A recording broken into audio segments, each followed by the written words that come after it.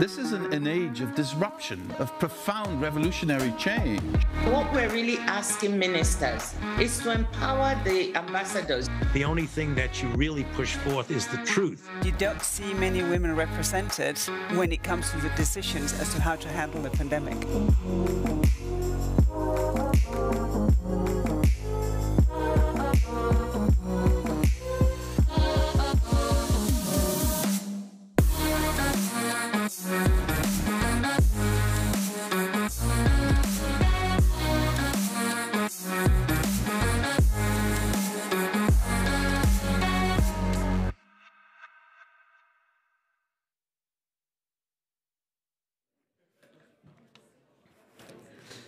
Good afternoon. My name is Federica Di Sario. I'm a climate reporter at POLITICO Europe. You're watching POLITICO Live, which is the live extension of our journalism. I'm coming to you from the Renaissance Hotel here in Brussels. And I'd like to welcome all of you who decided to join us physically today, but also everyone who's listening to us online. So now, we all know that the EU committed to reach net zero over the next 3 decades.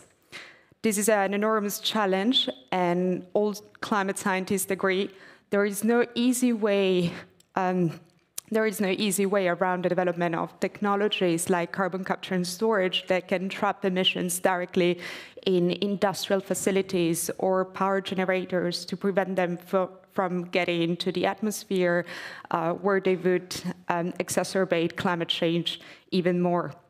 The latest IPCC report has been crystal clear. We need a huge amount of CCS capacity if we want to keep conditions on Earth livable. And even more so, probably, if climate action goes as slowly as we see today.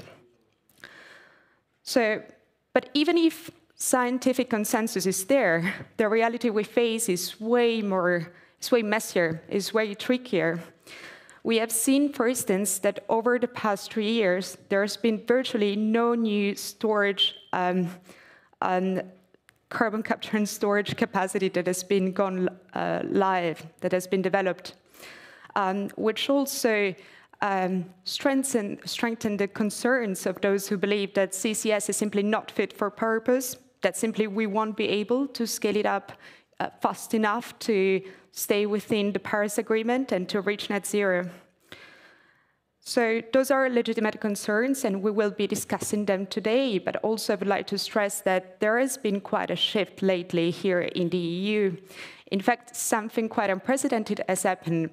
The EU Commission has set out a new annual injection storage capacity target of 50 million tons of CO2 to be reached by 2030 in the Net Zero Industry Act.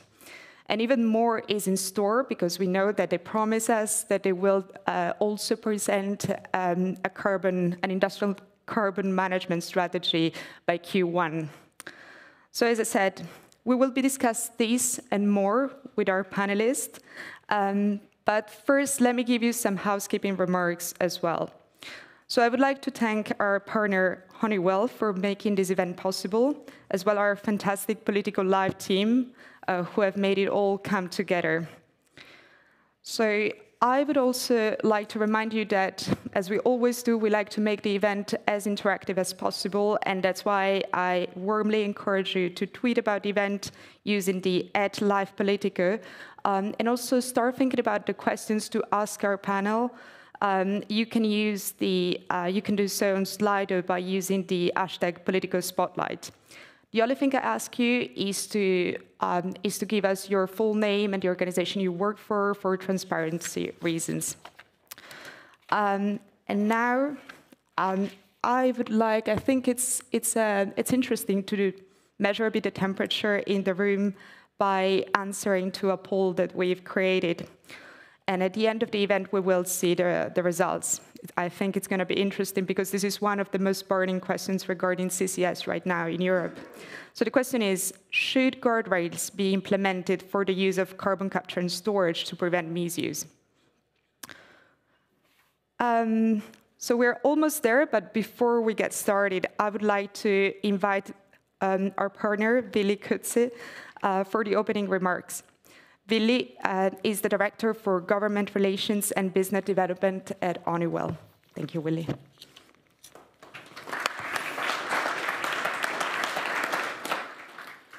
Well, good afternoon and welcome. My name is Willy Kutsia from Honeywell Sustainable Technology Solutions business. Now, I want to thank you so much for taking the time to be with us today. I would like to set the scene really for what promises to be a really engaging spotlight session.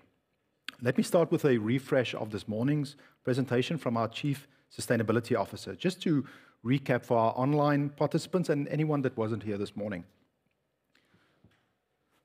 When talking about the energy transition or sustainability, two things become really clear. The first thing is that there's a strong buy-in to decarbonize, with about 55% of companies globally setting strong greenhouse gas reduction targets, and more than 90% of executives reporting that sustainable investment is really driving their business transformation. The second is that this is an endeavor that cannot be won by ourselves. And there's a general acceptance, and I actually really need to say an embrace of the fact that we need to work together in this. This has been an underlying theme of this whole day, and I hope that you've really felt it. Whether it be different companies working together or the private and the public sectors working together, the complexity and the urgency required here enhances that cooperation. Now, Honeywell can and we want to be a key partner in this. This session that we're talking about now is specifically CCS related. So I'll be focusing on that, but I do hope that this day has shown you that we have the breadth of technologies and solutions that really give us a unique perspective and the ability to be a partner in this endeavor. Now, what I want to do is I just want to frame the need for CCS in three simple numbers. The first is 36.8 gigatons, and this is the amount of CO2 that was emitted globally in 2022 by the energy and the industrial area, and this is according to the IEA. The second is 15%, and that's the annual contribution of CCUS emissions reduction that's required as stipulated by the IEA by 2050 and their sustainable development scenario. And the last number is 50 million tons per annum, and this was just mentioned as well, and that's the annual CCS capacity that has to be added by the year 2030 in the European Union as contemplated in the proposal for the Net Zero Industry Act. Now, I'm sure that we can all agree that these numbers seem very daunting. So the question really becomes, are we ready? And I think from this morning's session as well, it's really clear. To get to 1.5 degrees, speed is going to be critical. Now, I think to leave it there with a bit of positive is, the good news is really that we have the solutions. And if we just consider the technology and the solutions that Honeywell has, we have the direct ability to address more than 50% of global greenhouse gas emissions with these technologies and solutions. And really, ladies and gentlemen, this is why we are so passionate about this topic and why we wanted to bring you all together to Brussels here today to have a really rigorous debate and discussion about these issues. So I'm going to leave it there, and I'm going to hand it back to our esteemed moderator and our panelists.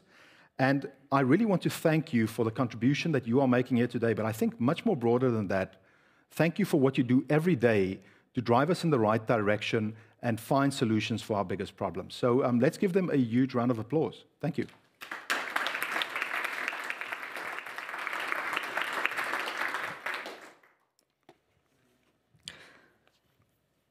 Thank you, Willy.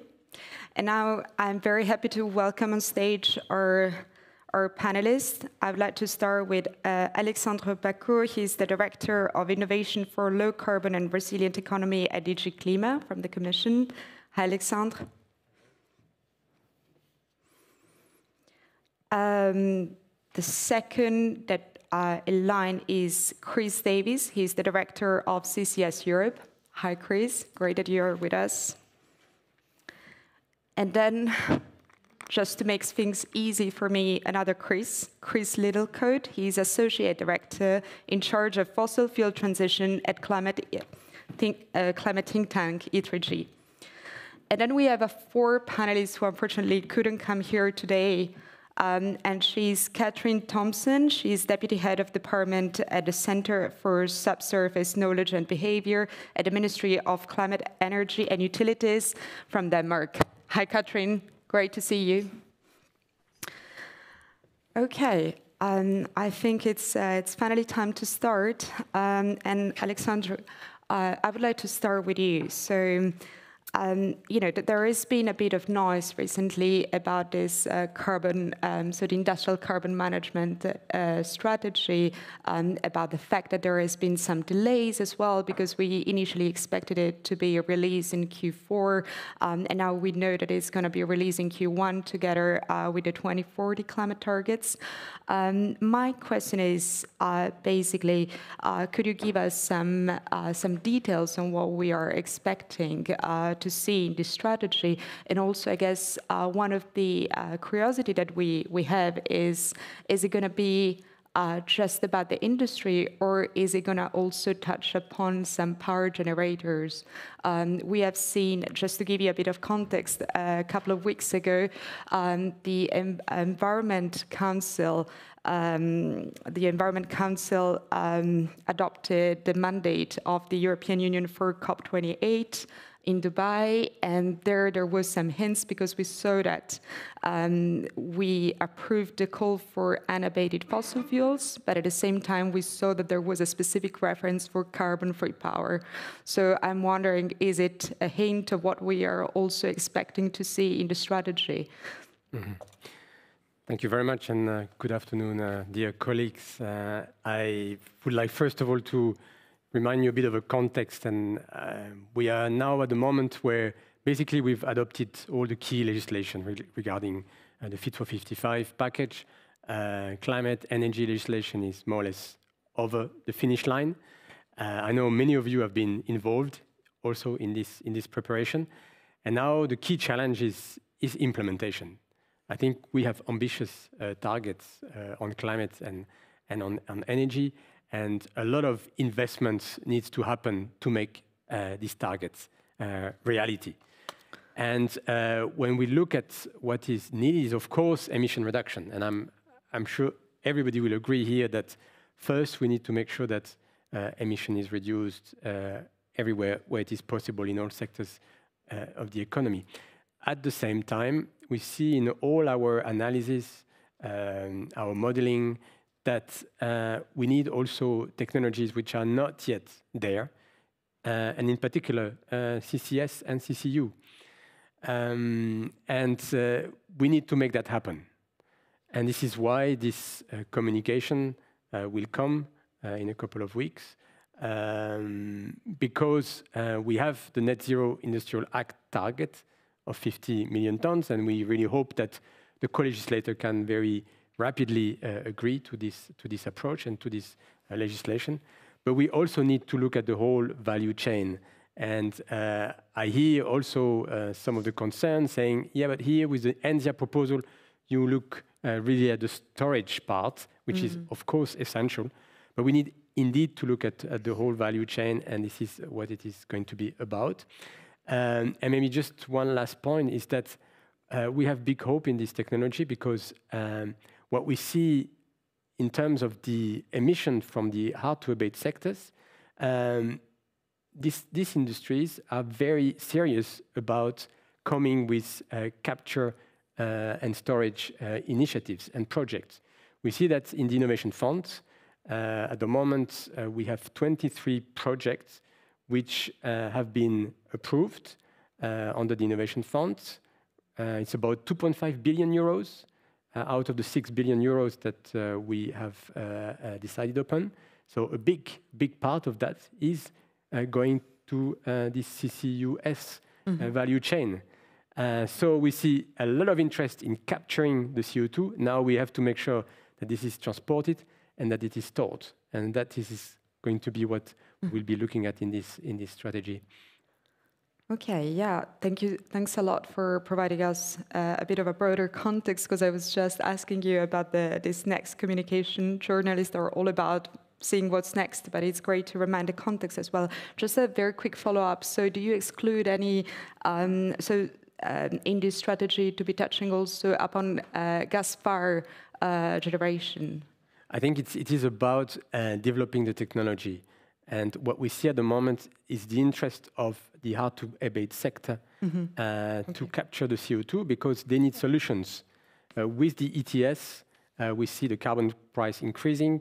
We have also the linear reduction trajectory, which means that emission in the industry will have to be cut. And we see, for instance, in the cement industry, in the steel industry, in the chemical sector, a lot of interest in cutting emissions, but also in capturing the CO2 and storing it, and also reusing it. So this is part of what we see happening in Europe, and we want to focus, of course, on developing this technology further. Yeah, makes sense. Maybe a question for you, Chris. I mean, you are the director of CCS Europe. You're a very fervent advocate of the need of CCS, but we also, I believe it's better to address the elephant in the room straight away. Probably the people who are here are quite convinced of the need of CCS, but there are many people outside also the policy making that believe that this is just greenwashing. Can you just help us understand why it is so important to develop CCS also, and what's the role that you see it having in the European climate policy? Well, it's not brainwashing, it's simply chemistry. Classically, we've got representatives in this room from the lime industry and the cement industry, the steel industry. Take lime, for example. You know, if you produce lime, at 1 ton of lime, you produce that, you release 1 ton of CO2. It doesn't matter how much renewable energy you might have and other ways of trying to reduce the emissions. The fact is that CO2 is going to be produced by a chemical process. And if you stop it going into the atmosphere, you need to capture it. And that's why we need CCS. There is this sort of some assumption that CCS is some sort of evil plot by the fossil fuel industry to keep them going. Just remember, a CCS plant is really expensive. I mean, hundreds and hundreds of billions, hundreds and hundreds of millions of euros. You are not going to do CCS if there was an alternative. If there's a cheaper way, a more effective way of capturing your CO2, take that road. But it doesn't exist in all circumstances, which is why we need this technology. Mm-hmm. And so do you also, do you disagree with the need to keep separate? Say, for instance, what I was asking to Alexandre before, like the need to put clear guardrails and say, look, we are just going to use it for the heavy industry. Why? You're not allowed to use it. What are these guardrails? Why would you do it? The guardrail was the price. No one is going to invest in CCS if there's an alternative. Now, it may be, for example, that depending on the energy mix in a particular country, a country may need, for example, a gas-fired power station with CCS in order to back up its renewables. But I think we're all committed to that renewables are the first place. It's just that sometimes, as we all know, the wind doesn't blow, the sun doesn't shine. You need backup. So that might be necessary. But the priority for the CCS Europe, which is an advocacy group, is the hard-to-abate sectors. It's where there is absolutely no alternative. Yeah. Thank you. And now, Catherine, I'm turning to you because, I mean, Denmark is really a country that needs no persuasion about CCS. You're one of the front runners in Europe, and which means also globally.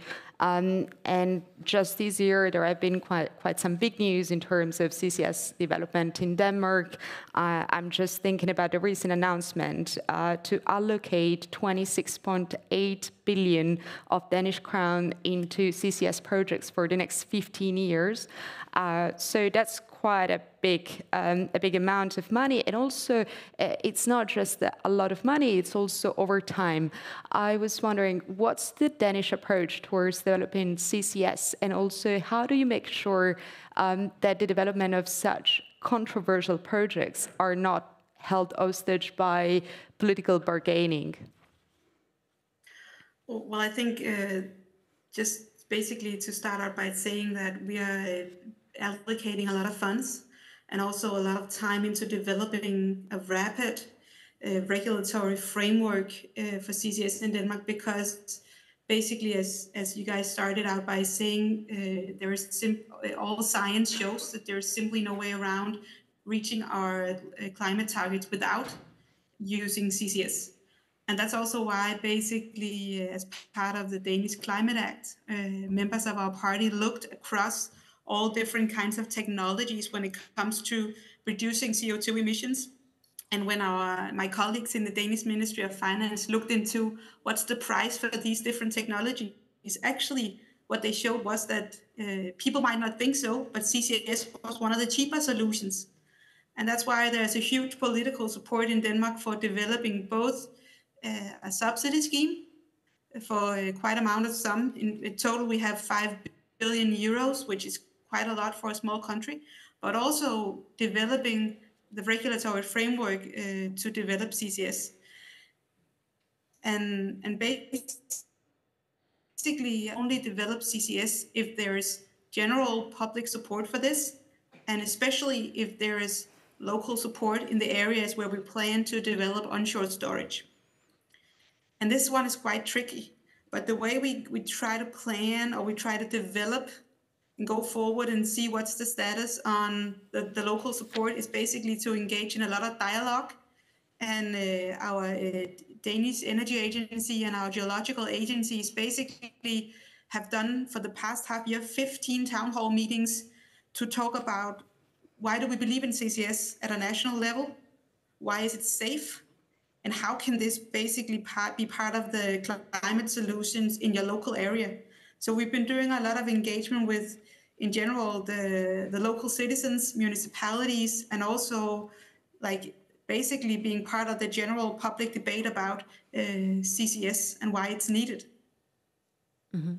Thank you. And finally to you, Chris. I mean, you have heard already the discussion we had, and you are from a climate think tank, E3G, that has also worked a lot about on CCS. And one of your recent research papers was actually about the appliances of CCS. It's called the CCS letter, if I'm not mistaken. It was something you and your colleagues work on, taking inspiration from some previous work on hydrogen. And so basically, but you will be able to explain us better, you select just some appliances in which you say this is where there is really added value to use CCS, and this is a clear recommendation for our policymakers, and this is where we shouldn't touch this very costly measure. Can you tell us a bit more about this? Yeah. No, thanks.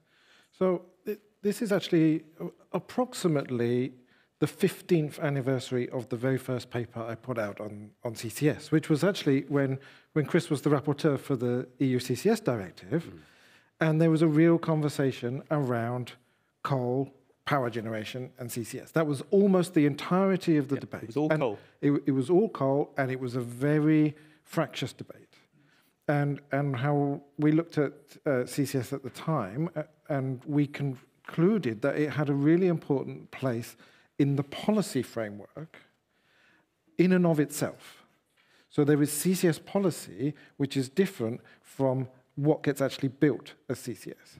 Because a CCS policy, as a complement to the ETS, actually does provide guardrails around what gets built or doesn't get built.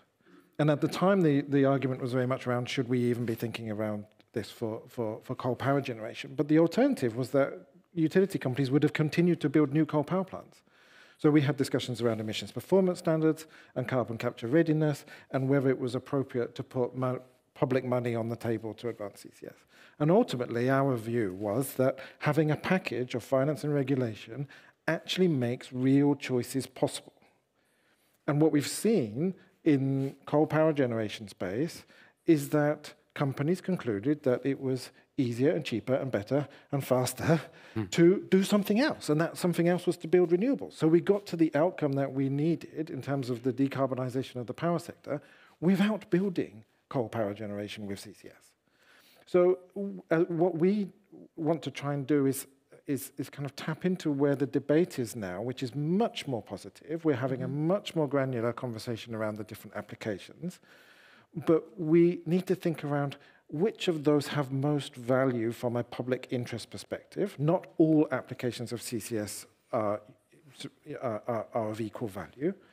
we also have to think beyond simply a carbon price as the instrument. CO2 storage is incredibly limited, and I think it's really important that the Commission is pushing through Article 18 for there to be more storage available, and I hope we can discuss that. But however much storage we develop, it's going to be a scarce resource, and we're going to be rate limited about how much CO2 we can store. So in our view, as a public interest think tank, we think that policymakers need to be prioritizing the CO2 which has the highest value for the deep decarbonization of the European economy, not the largest volumes of CO2. Mm-hmm. And that's an important distinction which doesn't fit directly with some of the kind of ETS style thinking. We have to be a bit more nuanced about it. So that's why we wanted to start to have the conversation around what the best end-use cases are for CCS. And if people haven't seen the CCS ladder, which we developed with Bologna, please do look on our website. Please give us feedback. We've had a lot of debate around it. It's been really helpful. But to respond to your point around the language around abatement or around whether the power sector or not should be included, I would say that the regulatory framework has to include the power sector. It has to enable CCS as increasingly the default option for power generation, but it will then be up to operators whether they build with CCS or not. My instinct would be is that they will probably build more renewables than they will build CCS. Mm-hmm. Thank you. And now, because you mentioned it, I think that everybody wants to start also talking about this because this is really a burning topic. We had yesterday the vote in ITRE about the Net Zero Industry Act. I believe it's time to discuss this topic. So as you all know, in the Net Zero Industry Act, the Commission proposed this for the first time ever, this annual target of storage injection capacity of 50 million tons of CO2 to be reached by 2030. And what's particularly interesting is that the EU Commission makes clear that part of the responsibility should fall down to oil and gas producers. So now, Alexandre, about this, my question is more, obviously you're from the Commission, you're from DG Klima. I'm not asking you whether you think it's a good idea or not. I'm asking you, how do you make sure that oil and gas producers will deliver on this? I mean, this sounds very complicated. Are you sure? I think so, but maybe you know better. I'm not so sure it's so complicated. I think it's a matter of ensuring that the oil and gas industry delivers on their commitment. We haven't invented these 50 million tons. If you look at the oil and gas industry own kind of announcements, we come quite close to this number, right? I'm turning to my also colleagues who are very expert in the field, I'm sure. Well, if I may, the IOGP, International Oil and Gas Producers Association, was telling me just a couple of days ago that there will be only 35 million tons as a maximum of CO2 to be caught by 2030, and therefore why should they be required to build 50 million tons of storage capacity? Yeah, I mean, I've heard arguments against that. Yes, I think I'm not sure we'll be able to match exactly the amount of captured and the capacity to store, but what is absolutely necessary is to have sufficient storage. Mm-hmm. Otherwise, the investment that I was referring to in the innovation funds, they will not happen. They will not happen. And I think the priority at the moment is, as you were saying, Chris, is not about starting a debate about CCS for power generation, yes or no. The debate is about making sure investment start right now, mm-hmm. that we have final investment decision being made on the capture, on the storage side. Mm-hmm. That's the priority. That's the priority. And there, I would say, yeah, the oil and gas industry is the best placed, technically, financially, in terms of the knowledge, to develop these storage facilities. And in the proposal of the Commission, we give a lot of flexibility. It's a lot of flexibility. They don't have to do it themselves. They can make sure others do them on their behalf. So there is sufficient flexibility. But I know there is a debate around in Parliament, in Council. I'm sure our Danish colleague will say a word about what Denmark think about these 50 million tons. But we really believe this is the right way. We need it now. Yeah. I mean, we cannot wait another 10 years. Are you thinking about fines or something, like some effective way to make sure that they actually deliver? That? Yeah. I think it would be the first time ever, I think you use the term unprecedented, that we would regulate the storage, the storage capacity through oil and gas industry. And as such, this is a very strong signal that we are giving also internationally. Mm-hmm. We are getting serious. Mm-hmm. This is not just on paper. Yeah. This is not just about a communication by the Commission. It's about a binding target. Okay. Catherine, I'm coming to you because I'm assuming that you really want to reply on this. I mean, people here who follow the discussions know that Denmark, together with some other countries, with the Netherlands, with Romania, are not particularly keen to see this obligation for oil and gas producers for achieving the storage injection target. Can you explain us why? And also, what do you reply to criticism that say that Denmark does so just to basically protect its own business? Well, yeah, first of all, I think we in Denmark sees it as very, very important that we try to basically build a common European market for CCS, both when it comes to capturing, transporting, and also storing. I just think, seen from a Danish perspective, that what we are looking into, especially when it comes to the mentioned Article 18, that based on our pretty intense market dialogue and the dialogue also we've had with Norway, who's been basically trying to build full value chains for more than 25 years or so, is that this is not really the right way forward.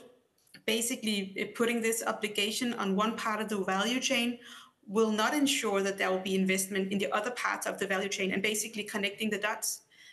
So I think that's basically the thing, that we are afraid that this might not be the right tool to develop basically this full value chain and ensuring that we connect the dots between the value chain. Because what we hear from our intense market dialogue is that in order to ensure that we reach FIDs within these projects, we need to ensure that all these things happen at the same time.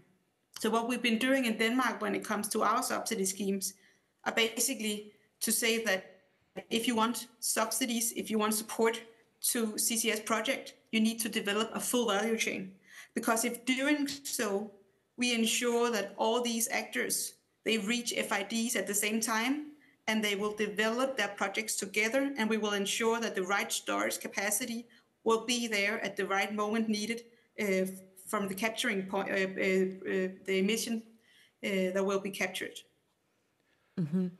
And I mean, this is the discussion that has been going on in Council. Do you think that Denmark is being successful at building an alliance of countries that are sensitive to these arguments?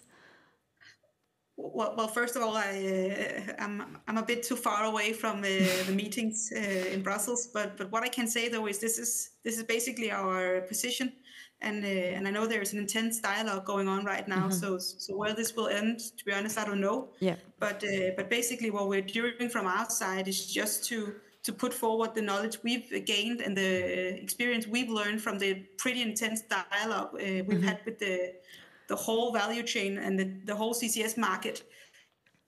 Thank you. Throughout the past 3 or 4 years. Mm-hmm. Thank you. Chris, I can... Yes. Well, come in if I may. Okay. The Commission's argument is that no one's going to build a capture plant at all these hundreds of millions unless there is enough storage space available on a competitive, open basis. So they're not locked into some monopolistic arrangement with one particular oil company, perhaps, to store the CO2. And I recognise that. I think, when CCS Europe was set up launched in April, when we were planning it, I expected we were going to spend the rest of the year attacking the European Commission for not doing enough on CCS. It hadn't done anything. And just before we were launched, out came the Net Zero Industry Act. And suddenly, suddenly we're great supporters. Yeah. Amazing, the trouble is, although there were things that can be done at a European level, like, for example, the CO2 Storage Directive, which I took through the Parliament a long time ago, and provisions such as this storage capacity being made available. But ultimately, CCS will be driven forward by governments, national governments, who see it as part of their climate policy. And the majority of governments at the moment, Denmark, of course, is the leader at the moment, together with the Netherlands, so it's disappointing the approach they're taking to the legislation. But, you know, Denmark has put in place targets and a strategy and financial support. But the vast majority of member states across Europe haven't even got off the base. They haven't even decided on first principles of how they're going to decarbonize their heavy industry. Yeah. Alex, sorry. No, I was just thinking, thank you, Chris, for what you did 15 years ago. I want to see it put to use. No, sure, because otherwise, I mean, we will not be there. We need the CCS directive to ensure, you know, safe storage. We need permitting in place. So I think all this groundwork which has been done has been fantastic.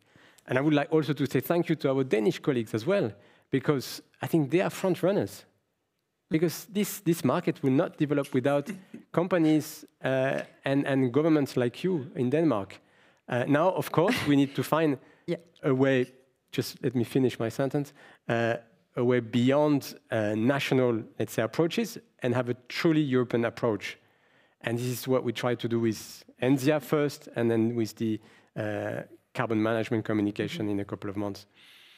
Yeah, Chris, I just wanted to have your take on what we've just heard, because I think it's you wanted to respond, and also Chris also mentioned the prospect of ending up in this sort of monopolistic scenario of CCS developers. What the impact do you think would be? Would it have a very clear impact, for instance, on CCS costs? So I think we have to be smart around where some of the incentives lie across the economy, within sectors, and indeed within companies. And we need to really think around what is the role of public policy in driving the outcome. And we should not assume that the oil and gas companies want to do CCS. There are too many somewhat face value assumptions taken that, oh, the oil and gas companies have all the engineering expertise and the geological knowledge and the technology and the people. They can do CCS, therefore they want to do CCS. And they say they want to do CCS, and it's in the headline marketing of the industry. But we went through that dynamic with the utility companies and the coal companies saying that they wanted to do CCS 15 years ago. And actually, they didn't want to do CCS. They wanted to hide behind the idea of CCS where they carried on doing what they were doing already. Yep. And I think that's a really important part of this conversation now. It is not appropriate from a public interest perspective to leave it to the oil and gas companies to be the arbiter and delivery agency of ultimately what is going to be a public good in terms of CO2 storage. Yes. And it is not on that we can leave them that space where they can on the one hand say, oh, well, we can't do any of this until there's capture, or you know, or kind of rolling back on what they've said before in terms of their ability to deliver. So I think there's two elements to this. I think the Commission is absolutely right to be proposing Article 18 and to be pushing that forward as a means of making available the enabling infrastructure and storage. We will not get the capture away unless we are having the storage there. That's basic. But I think what's really important is the signal it is sending to the oil and gas companies. Mm-hmm. And to have that as a direct impact on them from a regulator is really powerful for the international signal.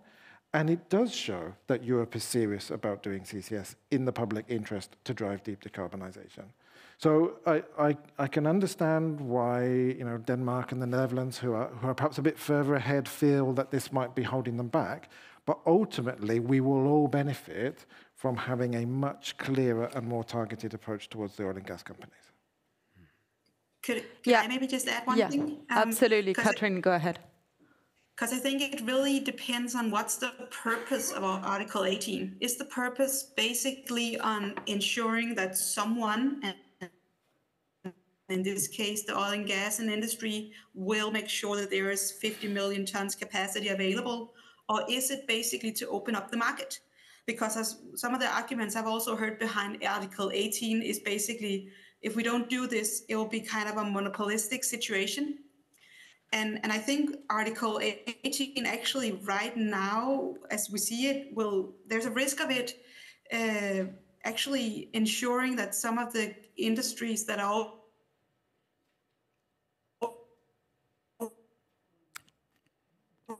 Oops. Nope. Yeah. Leading this storage, moving to getting involved. Okay. Oops. Can Catherine, yeah. Can I come in because it's the scale. I don't think people, and above all policymakers. This CCS Europe advocacy organisation came into being because I thought CCS people seemed to be talking to CCS people, but they weren't talking to politics. Sorry.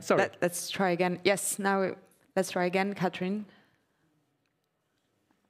No, she's frozen. Okay. Probably the connection is too poor right now. You know, we haven't been talking to policymakers. Now, we've only had one final investment decision for a full chain CCS project. It happens to be in Denmark. Yeah. It's taken 4 months Let's see if now it works. Let's try. Catherine, I hope it's going to work now. Can you guys hear me? Yeah. Perfect. Well, I don't want to take too much time. I just wanted to make one final remark saying that later this year, we will open up our first tender for onshore storage projects. And actually what we're seeing right now is that it's not the oil and gas industry that is competitive. We see a lot of new actors coming into the sector.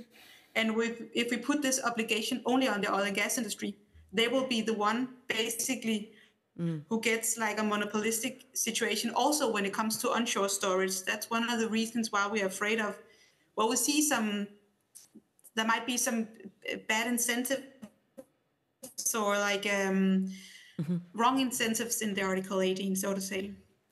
Okay, I would suggest maybe we can stop the discussion on Article 18, thinking to take it again. I will certainly write about this more. But I would like to take some questions from the audience now because we received quite a lot of them. There has been a lot of interest. One that I think is very interesting is from Mikel Orablo. He's asking, is there under development any audit framework which will independently confirm actual long-term performance of individual projects? Who wants to reply to this, if you're aware of? Audit performance of, sorry, could you repeat the question? Any audit framework which will independently confirm basically the performance of CCS projects? How do we make sure that they work, I guess? Like, is there going to be something in place? I mean, I'm sure in the room there are many industrial operators. I'm not sure anybody would take any investments without a very proper way of monitoring the success and the performance of such huge investments. So I wouldn't be too worried about measuring the performance, but okay. Well, the obvious thing is the emissions trading system and the requirements for CO2 auditing built into that. True, yes. Good point, yes. And maybe another one about funding. Robert Jan Jekyll is asking, the Innovation Fund is a good way to kick off the technology, but the EU actually needs large-scale CCS investment. How to finance that better? And he also wrote, like the IRA, for instance. Basically, are we thinking about other funding mechanisms specifically for CCS? Let's make first the best use of what we have. So Innovation Fund Innovation Fund is there, 40 billion available until the end of this decade. It's quite a lot of money. We see many good projects, as I said, along this CCUS value chain. So yeah, let's make the best out of it. And these 23 projects I was referring to, what we need is that they get to an FID. Because the question is not about, wanting to spend the money. It is about industry taking the investment decision. I think that's key. And we need to have the regulatory framework in place for that, to have the long-term vision, and that's what we will bring with the industrial carbon management communication. But I think the priority is really making the best use as we can of our existing funds. I mean, CCS hasn't happened because there hasn't been a business case to justify the investment. Now that's changing because of the increase in the price of the ETS and because of the coming end of free allowances. So there's a lot of businesses, I mean, the cement industry, for example, is saying in 10 years' time, it could be paying more than 30 billion euros a year just to emit the CO2. So a justification for investment in CCS starts to come into being. But for the moment, it still needs government support for first movers, not least to take away some of the risks that might be involved. For example, question before, if the capture plant doesn't deliver the performance that the manufacturers promise, well, that's a huge sum of money to invest if it doesn't meet all the criteria. But the additional piece which bridges both of those is the enabling infrastructure. Yes. Yeah, because the ETS is good for making marginal investment decisions when options are available. It is not good for driving through the whole of the enabling infrastructure on transport and storage.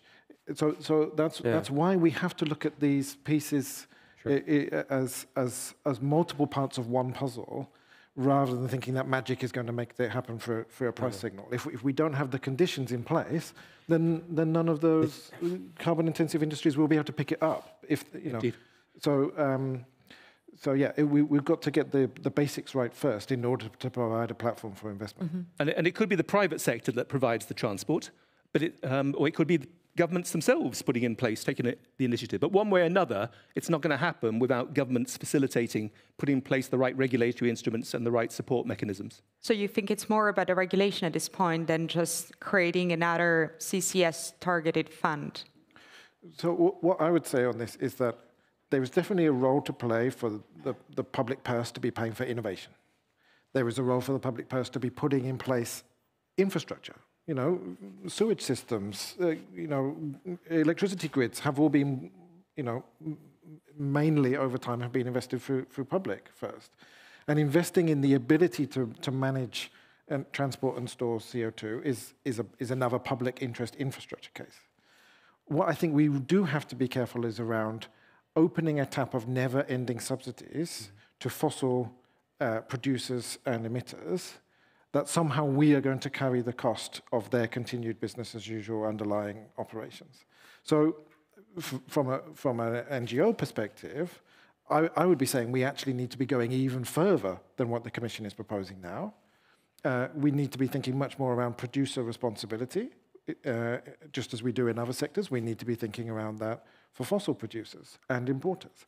And we need to be putting much more of the emphasis on them carrying the costs of continued use of fossil fuels. And that way we are then able to target the scarce public resources on the best things, and we are able to create some of those self-sustaining market mechanisms once things are in place. But this isn't going to be the end game. This is priming the pump to get things moving, and then we will have to find other instruments. Yeah, members of the European Parliament yesterday voted for a resolution which called for all sellers of fossil fuels, perhaps importers, to be required to make a financial contribution towards the cost of dealing with the CO2 released by the products they are selling. Now, I don't think that's going to get anywhere in terms of I don't think there's a legal base for that, but it's an idea that I think will come back and is going to be open for discussion. Mm-hmm. Would you agree with that? Would the Commission be on board with extending it not just to producers but also to sellers? No, as Chris was saying, I don't think in terms of implementation that would really be, realistic to go that route. But we will have this conversation. Now, but in 5 or 10 years, I think we will be back. Yeah, we'll have the conversation with the co-legislator in the ENZIA forum, and then in terms of how do we take this market forward, I think this is what we really want to achieve, hopefully with the industrial carbon management communication, is to provide a vision on what do we need for this sector to really develop. We will need clarity in terms of policy framework. We will need some incentives, in particular to start with the market. So I think we'll have, I'm sure, a very good conversation in a couple of months when we come up with our strategy, which, by the way, is not delayed for nothing, because that was your first question. It is delayed because we want to do it in parallel with the 2040 work. Mm-hmm. It is so essential that we look at all of that in this long-term context. Yeah. And that's why we decided to combine these two strategies, communications, early 24. Okay, perfect. I'm afraid the time is up, but I would like to thank again our fantastic speakers. Maybe a round of applause. Thank you.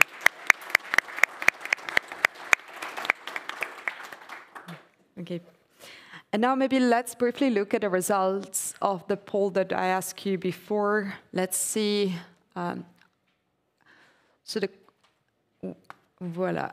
Should guardrails be implemented for the use of CCS to prevent misuse? And the majority said yes, CCS should be used only for unavoidable emissions and hard-to-abate sectors, even though the majority is not so overwhelming, I would say. It's with 56%. Interesting. I think those stats were the stats from before the session started, and it's just Are changed. So I'm not sure how many people had actually voted. You might want to ask people to run it now. 192. It's not bad. Wow. Okay. So I would like to... Not scientific, huh? 56% of them are wrong. Well... Okay, I would like to thank again our fantastic speakers, but also the audience. Thank you for having been with us. And I also would like to invite you to give us some feedback. It's always very helpful. So please feel free to send an email to live@politico.eu. And you can also check the next events that Politico has. And in particular, there is the Sustainable Future Week that we will host in November. And it's going to be very rich in terms of panels, which is going to be so November 14 to November 16. Thank you so much.